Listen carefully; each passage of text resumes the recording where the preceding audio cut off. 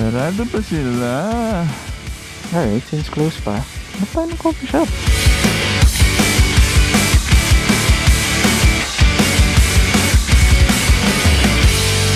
Alright, good morning guys. Actually, wala tayong breakfast ride.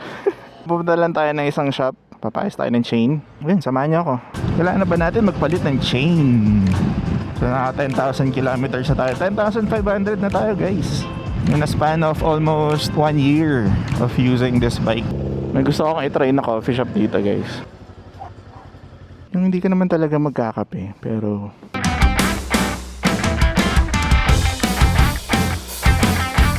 solid naman. Toast siya actually. Toast sandwich.